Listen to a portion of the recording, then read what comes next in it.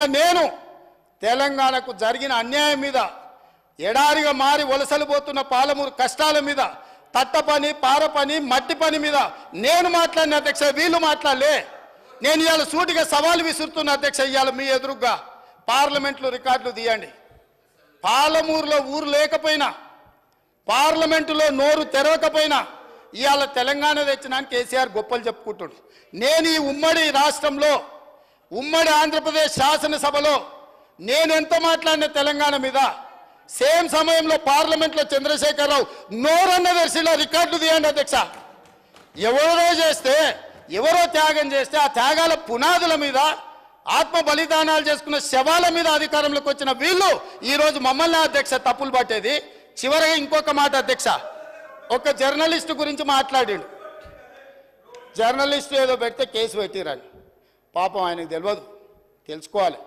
ఆ జర్నలిస్ట్ పేరు నేను ఇక్కడ ప్రస్తావిస్తే బాగుండదు ఆ జర్నలిస్ట్ని పోయి అడగాలి ఆ మాజీ మంత్రి గారు ఆ జర్నలిస్టు ఒక టీవీ ఛానల్కు సీఈఓ రాసియమంటే రాసియకపోతే ఎస్సీ ఎస్టీ కేసు పెట్టి అరెస్టు చేసి జైలు వేసి ఆ ఛానల్ గుంజుకున్నది వాళ్ళు అధ్యక్ష ఆ ఛానల్ గుంజుకున్నది వాళ్ళు ఏ జర్నలిస్టును ఈరోజు కేసు పెట్టిరని చెప్తుండ్రో ఆ జర్నలిస్టు ఒక ఛానల్ సీఈఓ ఉంటే ఆ ఛానల్ వాళ్ళకు వ్యతిరేకంగా ఉందని ఆ జర్నలిస్టు మీద SC ST case Banjara Hills police స్టేషన్లో పెట్టి జైలుకు పంపించి నెల రోజులు జైల్లో పెడితే నా అడ్వకేట్ను పెట్టి నేను బెయిల్ ఇప్పించిన అధ్యక్ష వీళ్ళ దోపిడీ ఆ ఛానల్ గుంజుకున్న విధానం ఇవాళ చర్చ చేయడానికి సిద్ధంగా ఉంటే రమ్మని ఉన్నారు అధ్యక్ష వివరాలన్నీ నేను బయట పెడతా మీరా ముసల్కన్నీరు గార్చేది ఏ జర్నలిస్టునైతే మీ మాట ఇంటలేదని ఆమె సొంతంగా కష్టపడి పెట్టుకున్న ఛానల్ గుంజుకోనికే ఎస్సీ ఎస్టీ కేసు పెట్టి ఆడపిల్లని జైలుకు తోలిన పాపం ఊరికే పోదు అందుకే ఇవాళ మీ ఇంట్లో జైల్లోకి పోతున్నారు అధ్యక్ష మంది ఆడబిడ్డలను జైలుకు తోలినందుకు ఆ నొప్పి తెలవడానికే మంది పిల్లలు జైల్లోకి పోతుంటే ఆడపిల్లలను కూడా కేసులు పెట్టి జైలుకు తోలినందుకు ఇవాళ ఆ రౌండ్ మీకు వచ్చింది అధ్యక్ష ఊరికే రాలే చేసిన పాపాలు ఊరికే పో అని పెద్దోళ్ళు చెప్పిండ్రు అధ్యక్ష మమ్మల్ని అందరినీ జైలుకు తోలిండ్రు రాజకీయ కక్షతో దోలలే ఫామ్ హౌజులు కట్టుకున్నది మీరు నియమాలు ఉల్లంఘించింది మీరు వాటిని బయట పెట్టినందుకు జైల్లో పెట్టి డిటెన్షన్ సెల్లో పెట్టిన అధ్యక్ష నన్ను 16 రోజులు ఒక్క మనిషి లేకుండా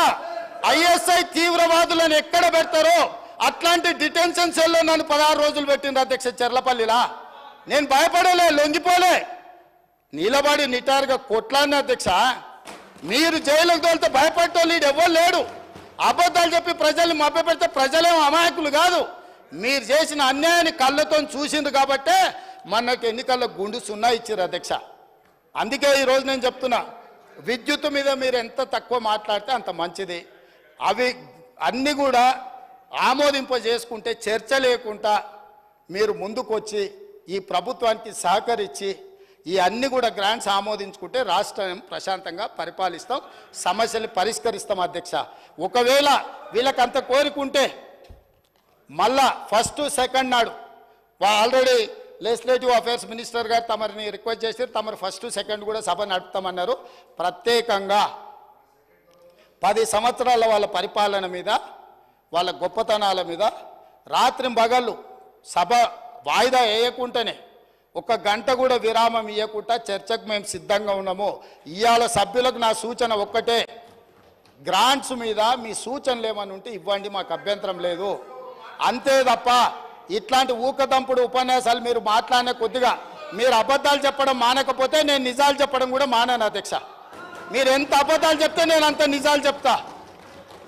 కాబట్టి తమరు వారికి ఆదేశాలు ఇచ్చి డైరెక్ట్గా సబ్జెక్ట్కి కన్ఫైన్ అయ్యి మాట్లాడిపించి ఇవన్నిటిని కూడా ఆమోదింపజేయాల్సిందిగా తమరికి విజ్ఞప్తి చేస్తున్నా అధ్యక్ష కె వెంకటరామరెడ్డి గారు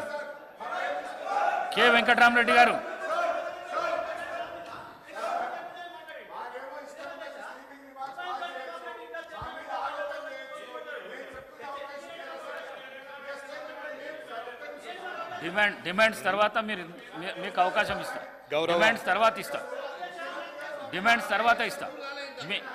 మీ పేరు ఎక్కడ కూడా సభానాయకుడు మీ పేరు ఎక్కడ కూడా యూజ్ చేయలేదు డిమాండ్స్ తర్వాత నేను ఇస్తా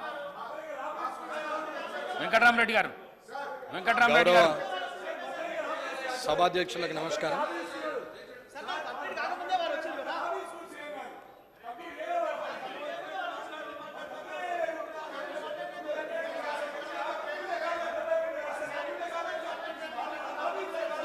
వెంకటరామరెడ్డి గారు. గౌరవ